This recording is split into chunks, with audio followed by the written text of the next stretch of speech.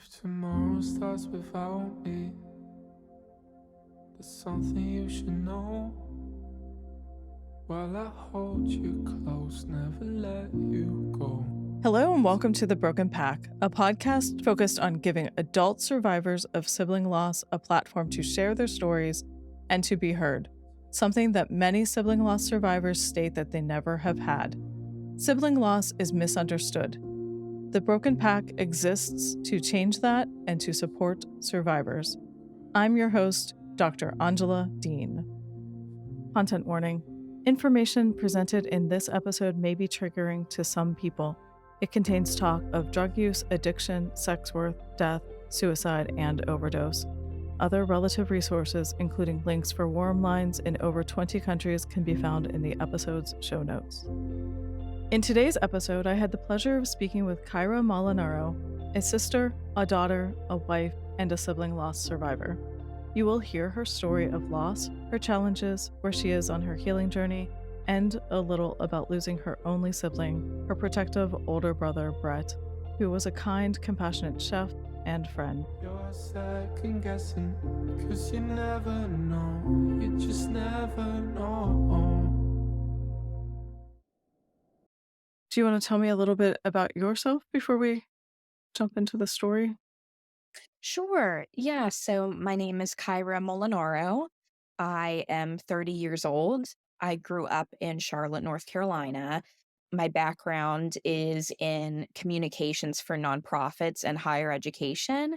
I work in advancement and I do donor communications.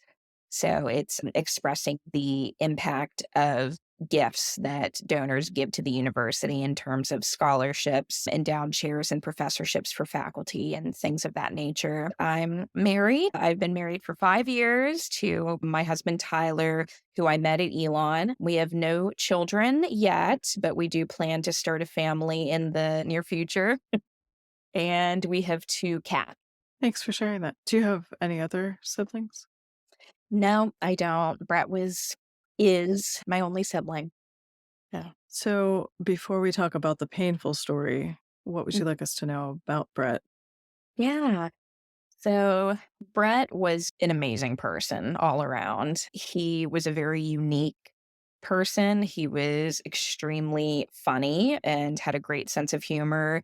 He particularly was always very good at doing impressions from movie and TV. That was like his specialty. Mhm. He would just kind of rattle off these lines that a lot of the time you had no clue what he was talking about or what movie or what show it was from, but it was so extremely funny that you couldn't help but laugh. Mhm. So he was just always a goofball. In terms of his career, he was a Mm. professional chef and he worked for a very long time at a restaurant in Boone, North Carolina called the Red Onion.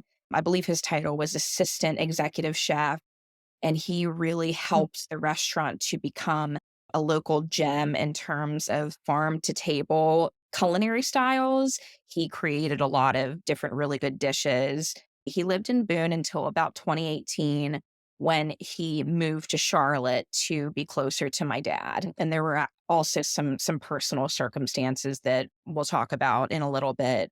He worked in a lot of different capacities in Charlotte in the food service industry. He worked for a retirement community called Southminster for a while. And then at the time of his death, he was working in the kitchen at 300 East, which is a restaurant in the Dilworth neighborhood of Charlotte that is pretty famous. A lot of people, at least locally, a lot of people like to go there. And he was such a talented chef. He was very passionate about local produce, farm to table, sustainability. He was a big gardener. He loved to Mhm. grow tomatoes and peppers and basil and all kinds of different things. And he loved to incorporate that into the dishes that he would make. And he loved sports. He played soccer and tennis when he was in high school, and he continued to play soccer. He was 39 at the time of his passing. As he got older, a knee injury prevented him from playing soccer, but he got really into disc golf and he loved disc golf. I think he used to play at least once a day, sometimes twice. I think it was very much a therapy for him. And overall, he was just an incredibly caring and compassionate person. He had really great relationships with his family and his friends. He was very giving, especially in terms of food. He saw food as his way of showing and expressing his love for others. At his celebration of life, we had so many people tell us about how he would drop off soup for them or a casserole out of the blue, just to make their day and just to make them feel a little bit better. So he was very caring, and he wanted to lift up people who were down on their luck. That was definitely a theme in his life, because I think he knew what it was like to hurt and to be down on your luck himself. So, Mhm. yeah, he was a wonderful brother. How much older was he? Yeah, that's an important part. He was 9 years older than me. He was Mm. 39, as I said, at the time of his death, and Yeah. I'm 30. So we had an interesting dynamic growing up, because a lot of people would think, oh, wow, he was 9 years older than you. You guys probably weren't that close. But it was actually the exact Mhm. opposite. We were very close, because he was very much the protective older brother, and Mhm. I worshiped the ground he walked on. I was always following him around. I always wanted to hang out with his friends. He was definitely embarrassed by me, but he still had a soft spot for me, obviously. And as we got older, we just kind of maintained that closeness as we developed on through our lives. I was in middle school, he was in college, and I still thought he was the coolest person ever. And then when I got into high school and college and he was beginning his professional career, he would give me a lot of advice. There were definitely times where if I had a broken heart or if I wasn't sure about a college application or something, I would talk to him about it, and he would usually have pretty good advice for me. So it sounds like you had a close relationship. Is there anything else you want to say about your relationship with him? I think our relationship at times could be a little hard, simply because we were very much opposite in terms of our personalities. As a psychologist, I'm sure that you know a lot about how sometimes in sibling relationships, one person kind of fills a certain role to adapt to the role that the other sibling has taken on. And Mhm. from the time Brett was little, he was very much a little bit of the troublemaker. He could be the rebel. He did not like authority. And because of that, as a child, as I was growing up, I felt like I had to be the good kid who didn't give my parents any trouble. And not only that, it's almost like I wanted to kind of ground him in a way. Like I wanted to be closer to him by kind of giving him almost like a safe haven, because he could be very emotional. I think he struggled with some ADHD issues. Not to say that I didn't. I think a lot of people struggle with those kinds of things, especially when they're young. But as we got older, I definitely became more of the type A personality, very organized, always had to have a plan. Whereas Brett was the opposite. He did not like to have a plan. He kind of liked to fly by the seat of his pants. He was very spontaneous. And some of the some of the problems that he had in his life were, I felt, a result of him having not planned well enough and having not always thought out the consequences of his actions. And I would tell him that sometimes. I was very honest, and I wasn't afraid to tell him what I thought. And I think he could resent that sometimes, because I'm sure no Mm. older brother likes to be essentially scolded by their little sister. Mhm. And looking back, especially now that he is gone, there's a lot of guilt that I feel sometimes about having criticized him about the way he was living his life and certain decisions that he made. My husband always tells me that, of course, I shouldn't feel guilty because I was validated in what I felt and what I was expressing to my brother. But there are times where I do feel like I could have just been a little bit easier on him, I suppose. However, regardless of that, even when we did fight and even when we did butt heads, there was never any love lost. And that's something that I've really held on to these past few months because I know 100% that I loved him very much and that he loved me, and we respected each other, and we did have a good sibling relationship. And that's something that Mhm. I treasure because I know that that's not the case with a lot of siblings. So I feel very lucky to have had him and to have had such a good relationship with him. It sounds like you were speaking out of love in your concern for him, and I'm Yes. guessing he knew that.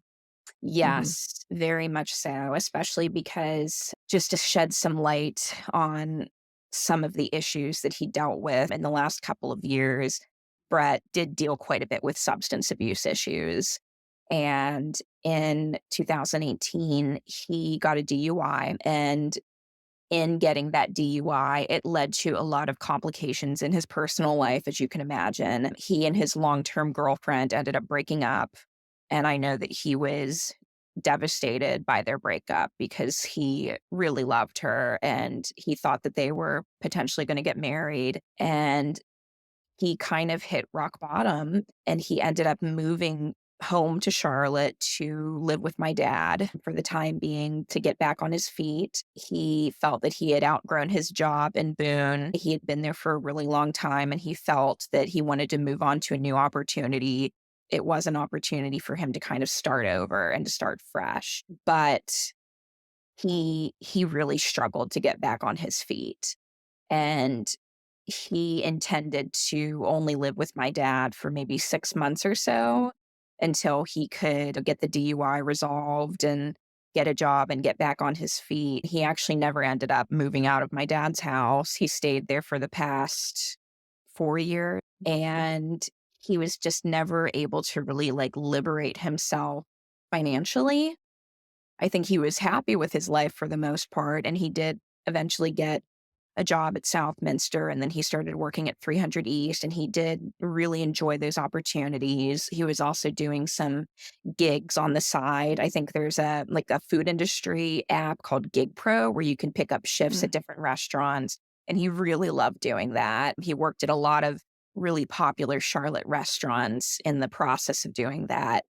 So I know that he was satisfied for the most part with his situation, but knowing how intelligent he was and knowing how talented he was, I knew that he could do better, and Mm.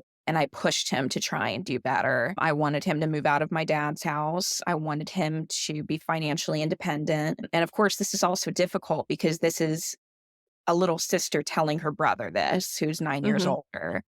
He had a lot of good friends. There were several friends in Charlotte that he reconnected with that I really liked and that I'd met before, and they cared a lot about Brett.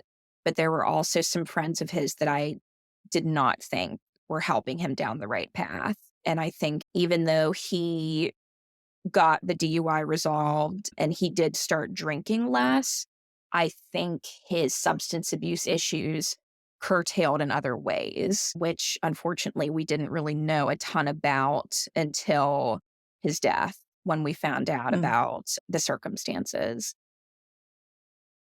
Thanks for sharing all of Yeah. that. I think that there is a lot of substance use in the restaurant industry, unfortunately.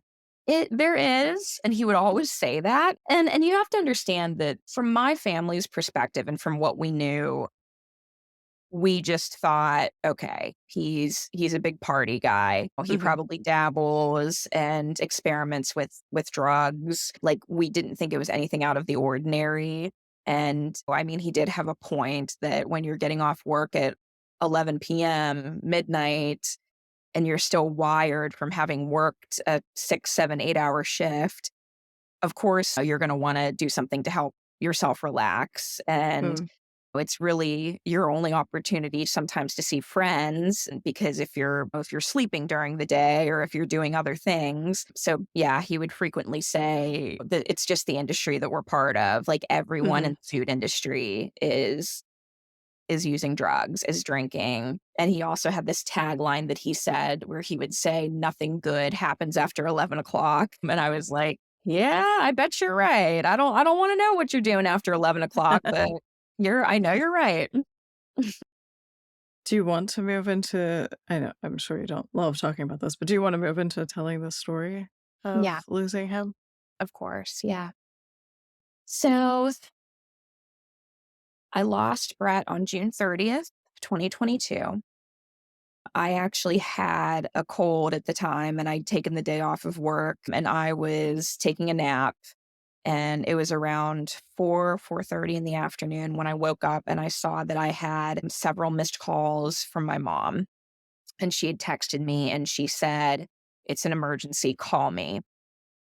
And I called her back and I actually initially thought that it was maybe something was wrong with my stepfather because he'd actually been in the hospital a few months prior. So I thought maybe it was something with him. But she told me that there were police that had come to her house. And it's because they had not been able to get in touch with my dad yet that day, but they told her that Brett had passed away. Mm. And it's their policy, of course, to they won't tell you that kind of thing over the phone. And so since they hadn't been able to get in touch with my dad yet that day, I guess they had gone to his house and knocked on the door, but he wasn't there because he drives around a lot for work. They went to the next of kin, which was my mother. And so they sent local police in Richmond to tell her in person and she was home with my stepfather. I remember my initial reaction being a combination of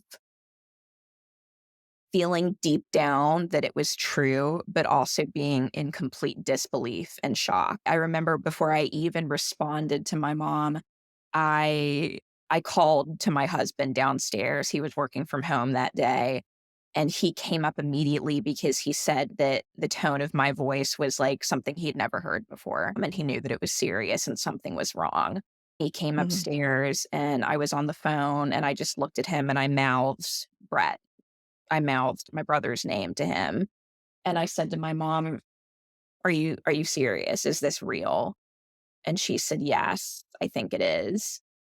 And so, what information we had gathered from the police is that Brett had gone over to a hotel near downtown Charlotte at around 2 a.m. the previous night, June 30th. He was visiting a friend of his who was homeless at the time and living in the hotel.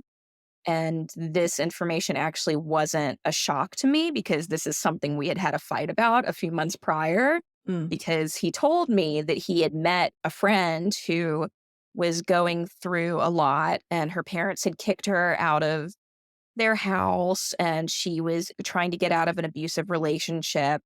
And Brett helped her financially by helping her to book hotel rooms until she could get on her feet. So I'm actually not totally sure if this is this is the same friend or if it might have been another friend that also Mm. was in a similar situation. But either way, he went over to this girl's room at 2 a.m. And what we later found out is that the police believed that she was a sex worker even though she told the police that her relationship with Brett was platonic and that they were just friends. I don't know if that's true or not, but that's what she said. He had gone over to her room to hang out and they were going to watch a movie. And he Mm. showed up and she says that he had a cigarette pack that just had a tiny white pill in it. She even described it as a white clump, is what it looked like. And she said that he told her that it was fentanyl. Mm. And she claims that she said to him, "You shouldn't do that." Because apparently she herself has overdosed from fentanyl several times before. So she told him this, and I guess his response was essentially, "I'll be okay." And he crushed the pill and snorted it and immediately got woozy, laid down on the bed, and fell asleep. In the meantime, she had Narcan with her. She actually had 2 different things of Narcan, but she had to go meet a client, and she said that she wasn't too worried about Brett because his color looked better and he was snoring. So she thought that he was okay. And so she left for several hours. She came back at around, I think around 5:30ish in the morning, and he was not responsive and he was not breathing. Mm. She tried to give him CPR and then called 911, and the paramedics worked on him for a while, but essentially what they told us is that he was dead upon the scene. He had been gone before she even came back. They I'm called sorry. his time of death at 6:17 a.m., but they estimated that he'd passed probably around 3 or 4 a.m. I'm so sorry. Thank you. She had also told the police that Brett had been doing meth, and that's something that we didn't know anything about. I knew, as I said earlier, we knew that Brett had dabbled in drugs. I knew that he'd tried cocaine. I knew that he had tried mushrooms. He smoked marijuana frequently, but I didn't know anything about any harder drugs. It wasn't until later on when we were looking through his room that we did find some crystal meth in some small jars that he kept in his nightstand. The thing about it all is that we we did get his toxicology report back actually just about 2 weeks ago. So it took about 4 months to get the toxicology report back, and it did show that his cause of death was combined toxicity of fentanyl and methamphetamine. So it Mm. did confirm that those were the drugs that were in his system at the time of his death. However, the questions that I really struggle with are, did he know that he was taking fentanyl? Did he willingly take fentanyl? And how much of what the friend is saying is true? I don't Mhm. think she had any reason to lie, and I don't think there was any foul play. But it just seems a little odd to me that he would have told her that it was fentanyl, because from everything that I've heard and read about fentanyl deaths is a lot of the time it's because someone takes something that's accidentally laced. In talking with the detective who was on the case, he actually told me that that's not always true, especially with people who take meth. Fentanyl is a painkiller, and sometimes people will use it to help them sleep. Of course, the problem is that you can never tell if what you're getting is pure or not. You can never tell what the consistent, or not what the consistency is, but the dosage. And just a tiny amount of fentanyl can kill you. Mm. And it's interesting because I had actually had a conversation with Brett about a year ago about the fentanyl epidemic and how bad it was. And he told me, he Mhm. was like, don't ever take anything anybody gives you. And I was like, okay, I wouldn't anyway. And he was like, but seriously, don't ever take anything anyone gives you because you don't know what it is. Fentanyl is in everything nowadays. So I just found it very ironic that he would have told me that. And then I hear this story that he took fentanyl of his own accord. Mhm. However, at the same time, we didn't know that he was taking meth. We didn't we didn't know the extent of his addiction issues. And I'm aware that addiction is a disease. Something that I've really thought about since his passing is that he very well may have done it thinking he would be okay. And I don't think that he did it intentionally. I don't Mhm. think that he was trying to kill himself. I think that addiction was the cause of what happened because, sorry, I'm struggling to get this out. Just if you need to take a minute, it's fine. Yeah,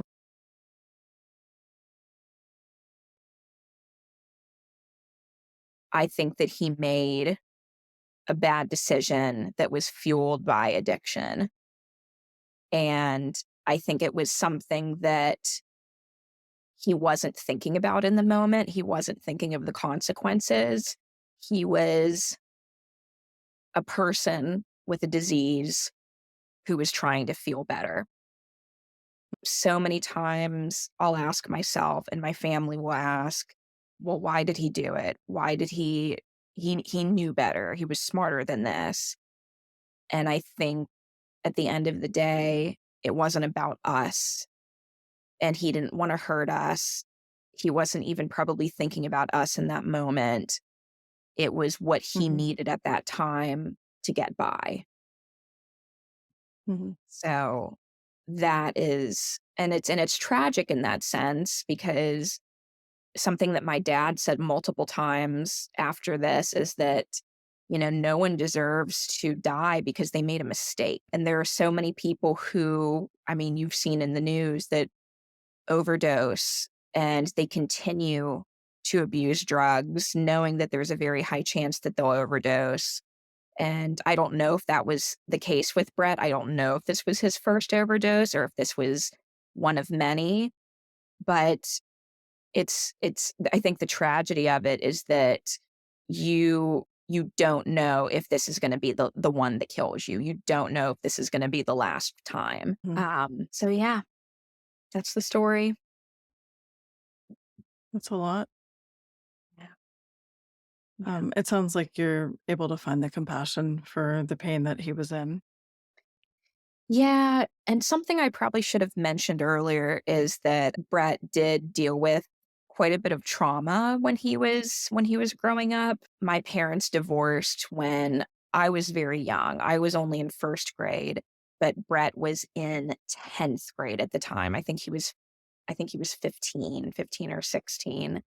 And I definitely felt the impacts of the divorce as a young child, but I know that as a teenager going through a very critical phase in his life, I think that he definitely felt the impact a lot more. And I think it really took a toll on him. And another thing that happened when he was also a teenager, it was actually the month before he was supposed to start college. My grandmother passed away in front of Brett, actually. He had gone to Oh, her apartment to pick her up and take her to church to give her a ride. And she went to the bathroom before they were about to leave. And he heard her fall and he went in the bathroom to try and help her, and it turns out that she'd had an aortic aneurysm. So oh, he was pretty much a goner. There was really nothing that you can do for an aneurysm because it's so immediate. So mhm. she did pass away in his arms. And it was, as you Oh, can so imagine, hard. that's very traumatic for an 18-year-old. He actually didn't want to go to college for a while. He had a serious discussion with my dad and he was like, I don't know if I can do this. And somehow he pulled it together and he went. He started college. He started his fall semester at Appalachian State University the month after. And that's something that I've always been so proud of him for, even though it may or may not have been the best decision looking back. I'm still just so proud of him for trying and for giving it his all to try to move forward. So I know that those are two really traumatic events that I think had quite an impact on the way he lived his life moving forward, because from then on he did struggle a lot with substance abuse. I actually talked to one of his really close friends shortly after he passed, and she said, I loved Brett. I still love Brett. He was one of my favorite people in the world, but I never knew a time where he wasn't addicted to something, whether it was alcohol, whether it was pain pills, whether it was Adderall.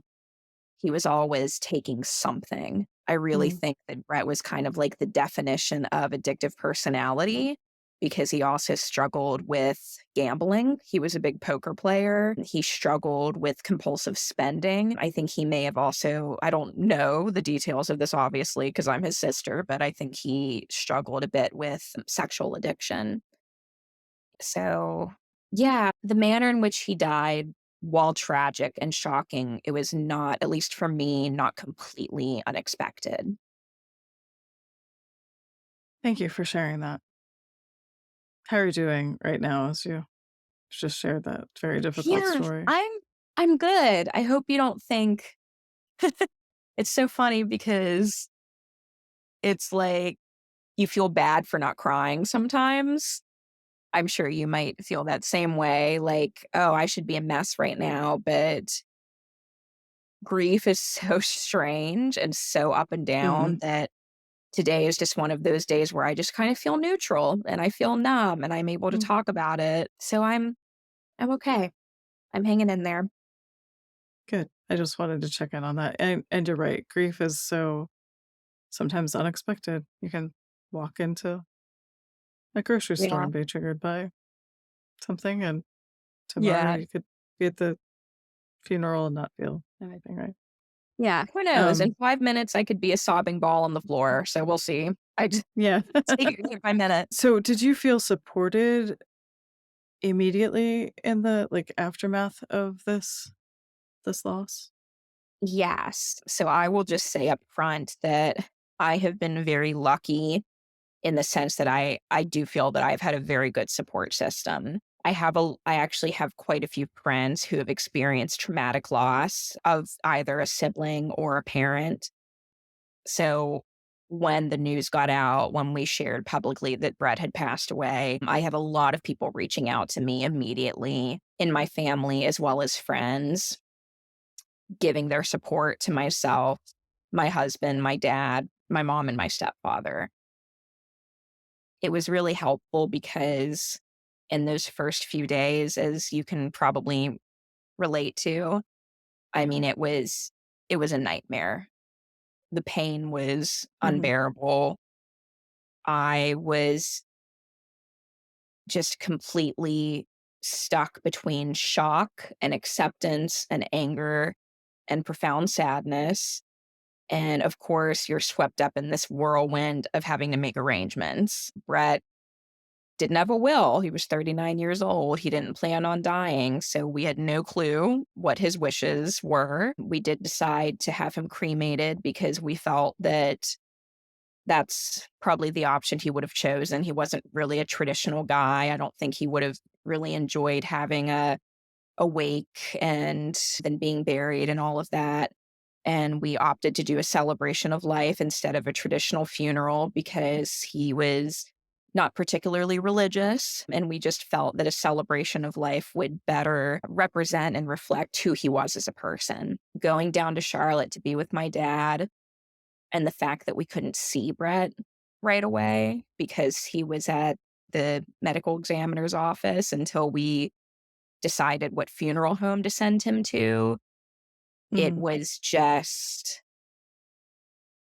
traumatic and a complete shock to the system. I remember it was actually the weekend before July 4th, and I feel like people are running around making plans and celebrating the holiday. And in the meantime, we were making plans for what to do about my brother and when we were going to be able to see his body.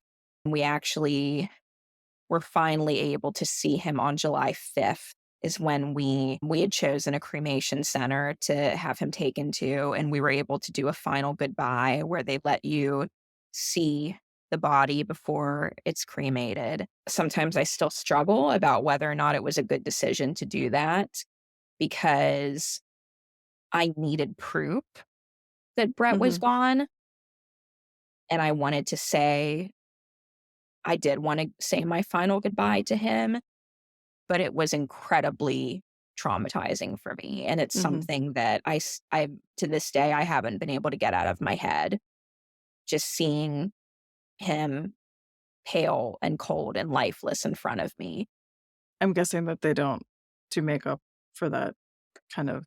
Right. They'd done a little bit just so that he was presentable. I think they fixed them up a little bit, but no, he hadn't been embalmed. And because he'd had an autopsy, they could only show his face. So he was essentially in the cremation casket with pretty much like a white sheet around his face. And then there was a quilt draped across his body. That was very troubling for me because now I kind of just wanted to like hold his hand. Yeah. I just wanted to, I don't know, just see that there was still some part of him left. Um, Mhm. it just felt so, and I understand why they did it. Of course, they don't want to show, like, that's even more traumatizing for families. Like, you don't want to see the aftermath of the autopsy, but just seeing his face, it was so just very, very troubling to me is, I guess, the best way I can say it. Anyway, where was I going with this? We're talking about support. So yes, I was very lucky in the sense that we had a lot of people reaching out. My uncle actually flew down from Philadelphia to be with my family for the weekend, and he's actually my dad's twin, so they're very close, and he really helped a lot with just talking to my dad and listening to him vent. In the weeks following, I continued to have a lot of people reaching out to me and checking in on me. The only thing, though, is that, of course, there's really nothing that anyone can say that makes it better. I was very thankful for everyone for following up with me and checking in on me and asking how I'm doing, but at the end of the day, there's nothing that anyone can say that makes you feel better, because someone who you loved so much and who is such an important part of your life is gone. And Hmm. especially when they die in an unexpected way, it literally felt like he had been stolen from me, like he had been ripped away from my hands, and I didn't get to say a true goodbye to him. That was incredibly tough, and still is probably the hardest thing for me to deal with. For sure. Are people still checking in on you? Yeah, yeah, so obviously not as Good. frequently, but yeah, I have several close friends who check in on me a lot. I am one of those people who, I'm not sure what the term is called. I think it might be intuitive grief, something that I've talked about with my grief counselor. But I like to share. I like to share my story. I like to post on social media about my brother. I've actually been pretty open about his cause of death because I believe in transparency and I believe in being truthful, and I'm not embarrassed about what happened. He had a disease. He was a victim, and I'm okay to share that because if anything, I want to raise awareness about what is happening. Hmm. And I will have people commenting on my posts. I'll have people reach out to me thanking me for being so open, which is nice because a lot of the time I feel like I get this pit in my stomach where I feel like I'm bothering people or that I'm posting about it too much, which is never a good feeling. So it's nice to have that validation from people saying that they can relate to what you're saying, people who've experienced grief themselves and who haven't really felt like they could share. So yeah, so I do continue to have a pretty good support system, and I That's have good. sought out resources. My I guess my view of the whole situation is I'm in terrible pain. This is a life-changing loss and I will take whatever you can give me to help me heal from Hmm. this. I started going to a grief counselor every other week. I actually just finished a 8-week support group for people who have experienced overdose loss. There's a nonprofit grief center here in Richmond that is offering both of those services, my individual counseling and the support group. Both of those have been really, really helpful in terms of helping me understand that my grief is normal and the feelings Hmm. that I have are valid and common, especially in the circumstances of how I lost Brett. Sometimes I feel like what you seek out is what you will hopefully get in return. So, so luckily for me, I do feel like I've been getting quite a bit of really strong, really good support. That's fantastic. And it's also fantastic that you found a grief center with counselors that understand and validated that your loss is valid. Hmm. Yes. Yeah, I'll give them a shout out. It's called Full Circle Grief Center. They're a nonprofit, and the services that they provide are really amazing. They do online and in-person work. They do focus groups. They do support group sessions. They do individual counseling. They do outreach opportunities in the community. So it's wonderful. Thank you for sharing that. Sounds like a great resource for sure. Yeah. I'm going to check that out. Yeah, you should. Aside from having that support system, what else do you think? I mean, nothing can take away this pain, right? There's no world in which we haven't lost our siblings now Yeah. from this, from the time of their death forward. And what do you think could have been more helpful, or what were you looking for that you were unable to find, if anything? Yeah. The things that I want, unfortunately, are the things that I know I'm never going to get. And that's the hardest Mhm, part. I want answers. I want to know what exactly happened. And I don't know that I'm ever going to get that answer. I want to know where he is now. Have I don't want to say struggled with my faith, because it's really interesting, because I was born Catholic, and I did go to church quite often as a child. As I was growing up, I was never particularly religious. I didn't strongly relate to Catholicism, but I have always believed in God, and I have always had faith, of course, with a natural sense of curiosity and with questions about what part of the stories that we're told are real and what part are not. With such a monumental loss like this, it really calls into question for me, is there afterlife? Is heaven real? Is he there? Can he hear me? Is he around us? And I have had quite a few experiences, some might call them signs, that do make mhm, me feel that he's still with me, and that I do feel that he's at peace, and that wherever he is, I do think he's happy. But of course, I can never know that for sure. And the rational academic part of my brain is always calling that into question. mhm.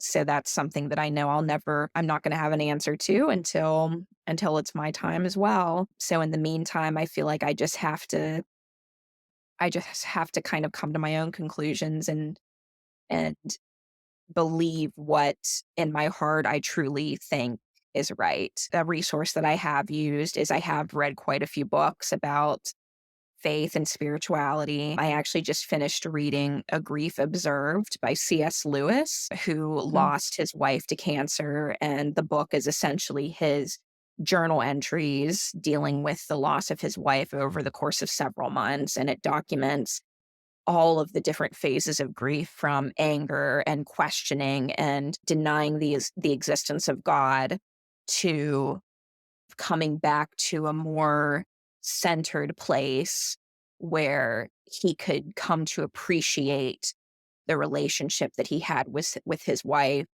and the fact that he believes that it is not over, that your love and your relationship with that person continues to go on after death. That is a place that I am trying to get to. It's hard. Your brain wants to make you not believe, but in my heart, I do feel that that's true, and I know that in the end, love wins, and love can't be destroyed, and that relationship that I have with Brett will continue to go on. Are there other things that have been helpful for you in coping? Also, I wanna say that I've read about his book, but I've never actually read the book, so that sounds Mhm, very intriguing and definitely mhm. something worth checking out. Thank you for Yeah. sharing about that.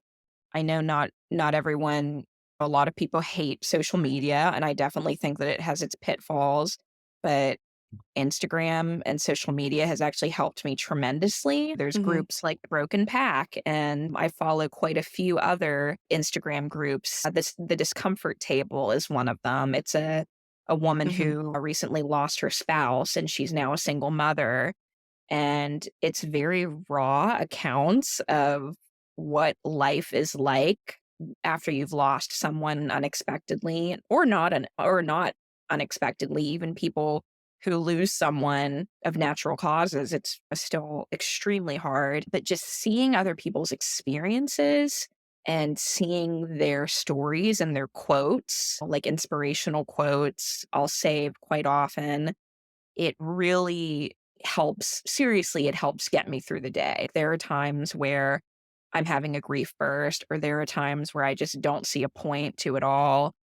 There are times where I just get very low, and seeing other people who I know are struggling with the same thing, who are still going, that it's been tremendously helpful for me, as well as talking with friends. Like I mentioned earlier, that I have several friends who have had traumatic loss. I actually have a friend whose brother committed suicide about 10 years ago, and he's been a huge help to me in terms of rationalizing my feelings and talking about a lot of the things that have been going through my mind since Brett died. So, yeah, so support and outreach and Yeah. sharing experiences is seriously, it's everything for me. Mhm. It sounds like you're getting a lot of validation, and I'll validate that for you too, that all of these emotions you're feeling are real and valid, and Yeah. whether it's Mhm. positive or negative in the moment, whatever you're feeling is Yeah. valid. It's helpful to hear other stories, right? Yes, and sometimes I feel like, I don't know, maybe you feel like this way too, but since your loved one has passed, I've become a little bit more morbid in the sense that, like, I wanna know what happened, and I wanna know the taboo details of the stories, because it just helps me to understand how other people relate and react to having trauma like this. So I do appreciate, and of course, no one is obligated to share those parts of their story that they don't, that, and they might be uncomfortable talking about. But for those who do, I think it's extremely brave when people talk about their reaction to seeing their loved one's body, and if they found their person after they passed. I think it's really important for us to normalize responses to trauma, and giving each other outlets and resources for ways to help with that is really good. That's a very good point, and I know we're recording this before I've released any episodes yet, but you will hear that as a theme of a couple of the conversations that we've had. In our culture, at least here in the US, death is largely avoided, and so the whole Mhm. process of death or Yeah. seeing someone after they've passed is hard, and especially Yeah. when it's someone you love. So, I appreciate you sharing how hard that was. I can't imagine. Yeah. Yeah. Well, and it's interesting because I'm lucky that I have had quite a bit of good support, but there are situations and there are people who I've talked to who I can tell this isn't something that they're comfortable with. And Mhm. this isn't a thing that they can really support me on. I had a friend whose father passed away, and we were talking quite a bit and kind of trying to help each other through our grief. And then I noticed that after a while, he kind of stopped responding, because I think maybe I had gotten a little too far into talking about some of the intrusive thoughts that I'd had. And I just kind of figured that, okay, this is the extent of where it can go. And I guess it's not something that I can be upset about. Everyone has their own responses to grief, and there are friends of mine didn't who didn't reach out to me after Brett died. And they'll look at my posts on social media and they'll see my stories, but they haven't said anything. And I think it's because I think they just don't know what to say, and they'd rather not say Mhm. anything than mess up and say something that they think could be bad, which honestly, I'm kind Mhm. of an open book and you can say anything to me. And if I'm offended, I'll just kind of move on. Like, I won't get too Mhm. upset about it. And yeah, it has been interesting seeing how people respond to grief, and just the level of detail that they can accept from you. For sure. Mhm. Yeah. So is there anything we didn't talk about that you wanted to share today? I know something you talked about quite a bit in your posts, and something I've seen is that sibling grief can be disenfranchised. And a lot of the time, people ask about your parents and not necessarily about you. And I think my situation was a little bit different because, and I could be totally wrong, but I think because my parents were divorced, I think people were more able to accept that we all kind of had our own individual experiences, and they were able to see us as individuals rather than, oh, here are the parents who are a collective Mhm. unit and here's the child. And especially because people knew how close I was with Brett. I think that they very much knew that I was impacted just as much as my parents. So I didn't get quite as much of that. Oh, we're going to ask about your parents and Right. not about you. I will say something that kind of bothered me, even though it's people are always, I believe that everyone is good natured. I believe that everyone has good intentions, but I do have people asking me a lot over and over again how my parents are doing. And it's not so much that I mind the question, but to me, I feel like there's only so much that I can say, Mhm. because how many different ways can you say they're devastated because they lost their Mhm. son, but they're doing okay and trying to move forward? And so that's Yeah. something that I feel like every single time someone says, "How's your dad? How's your mom?" It's almost like I have this script that I'm ready to rattle off because I'm like, well, Hey. they're really sad, but we're Mm. doing our best over here. It's just kind of like, how exactly do you answer that? But of course, it's hard because I do appreciate that people are asking. Mhm. Well, of course, they're not asking about our parents because they want to ignore us, and for me, it's been similar and different depending on the people. Mm. Nobody's asking, like, how my parents are because they don't care to ask how I'm doing. Yeah. Sometimes it's just not thought of, but you're Mhm. right, like, how many times can you say they're devastated, they lost their son, Yeah. Yeah. A right? parent should never lose their child. I No. mean, as much as it sucks for me, and, I do feel like in some ways it is harder for me in a sense because I'm going to have to go on longer without having him with us in a way. Like, I'm going to have to remember him for longer. It's still nothing compared to having lost a child. But I will say, going back to the reasons behind people asking, I do think that sometimes people will say, "How are your parents?" because they don't always feel comfortable asking how you're doing. So they ask about your Mhm. parents, and then they just assume that you'll slide in there how you're doing as well without them having to actually ask you, which I typically do. So it's That's might be another interesting. conversation. I don't actually do that. Oh, yeah. Mm-mm. Maybe You I'm a don't little bit ask, I more don't tell you. selfish. I'm like, "I'm gonna I tell wouldn't you call it about my selfish. parents." You're more aware. Yeah. I'm like, "Well, I'm gonna talk about me. What about me?" Also, as my role as a psychologist, I tend to not talk about myself with a lot of people, so Yeah, I get that that. happens. Mhm. My last question is, what is your favorite memory that you'd like to hold on to about you and Oh, Brett? yeah. That's a good question because I have so many good memories with Brett. I Mhm. have some bad ones, but for the most part, they're all really great. And that's yet another thing that's helping me get through, is that I know I have just this huge archive of memories. And I save a lot of photos of him. I have like 1,000 photos of him on my phone that I've just either taken myself or that I've pulled from his Facebook or that people have sent me. Let's see. One of my favorite memories is my dad and Brett and I would usually go to Charleston or Kiowa Island in South Carolina almost every year. It was kind of like a tradition that we did, that we've been doing since I was like 11 or 12, I think. So it's been quite a while. And there was this one trip, I think I was 23 or 24, and Brett would have been 32, 33. And we did a boat ride around Charleston, around some of the islands. And the boat docked at this little sandbar where you could get off and you could like explore and look at seashells and look at some of the birds and things.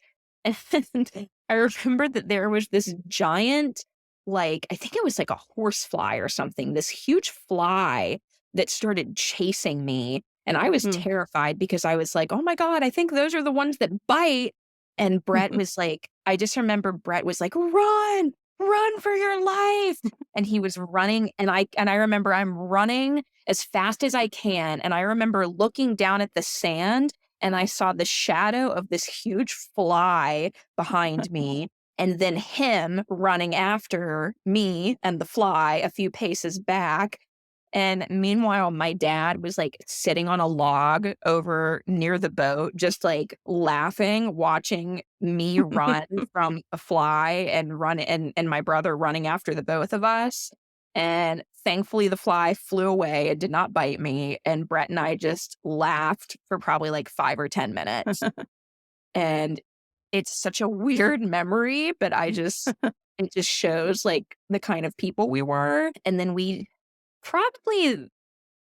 have a lot of movie quotes. We both loved the movie Gladiator with Russell Crowe, and Brett always did an impression of one of the gladiators that Russell Crowe fights with. And at the end of the movie, the guy actually is speaking. Russell Crowe dies. Spoiler alert if you haven't seen the movie. And his friend says, "I will see you again someday, but not yet, not yet." And Brett did a spot-on impression of this guy and his accent. And it's actually really interesting because when I was saying my final goodbye to him, I said that same quote. And I literally was crying and then started laughing because I was like, oh my God, I can't believe that I'm quoting a line from Gladiator to my dead brother right now. But yeah, that was us. Yeah, we had lots of movie lines, lots of impressions, lots of quotes. And yeah, he was a good one for sure. He sounds like it. And I'm sorry about your loss. Thank you. Thank you for sharing with us today. Of course. Thank you for having me. You're welcome. Thank you so much for listening. Our theme song was written by Joe Millwood and Brian Dean and was performed by Joe Millwood. If you would like more information on The Broken Pack, go to our website, thebrokenpack.com. Be sure to sign up for our newsletter, Wild Grief, to learn about opportunities and receive exclusive information and grieving tips for subscribers. Information on that, our social media, and on our guests can be found in the show notes wherever you get your podcasts. Please follow, subscribe, and share. Thanks again. You're second guessing, oh, you never know, you just never know.